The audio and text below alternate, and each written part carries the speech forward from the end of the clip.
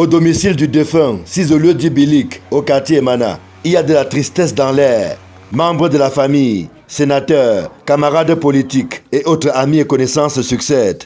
Tout ce beau monde est accueilli par la deuxième fille du défunt. C'est elle qui a vécu de bout en bout ces dernières heures. C'est un peu difficile à dire parce que oui, on s'était déjà préparé psychologiquement parce qu'on savait de quoi il souffrait.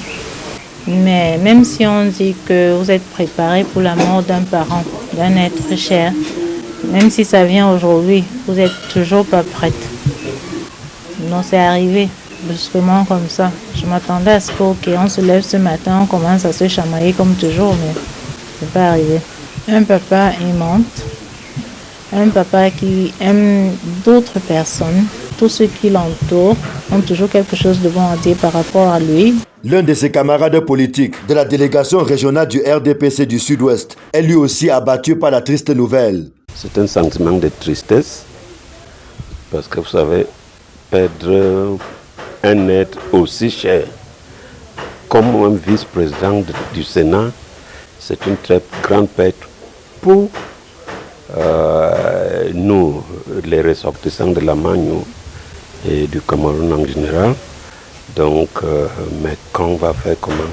C'est la voix de tout le monde. Nous acceptons, parce que nous sommes des chrétiens, que la terre de nos aïeux lui soit légère.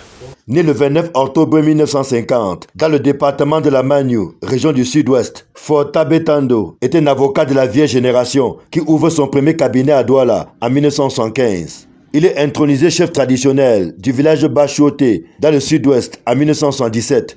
Membre titulaire du comité central du RDPC, il intègre le Sénat dès ses premiers pas en 2013. En 2017, il est nommé président du groupe parlementaire RDPC au Sénat, avant d'être propulsé par la suite au prestigieux poste de vice-président de la Chambre haute du Parlement, poste qu'il a occupé jusqu'à son décès ce matin à l'hôpital général de Yaoundé. Devenu une personnalité influente de la zone anglophone, Chief Tambetando savait naviguer dans les complexités de la crise qui secoue le nord-ouest et le sud-ouest, tout en maintenant sa loyauté envers le pouvoir central de Yaoundé. Sa disparition survient 10 jours après celle du tout premier président de la Chambre haute du Parlement, Marcel Nyat Difenji.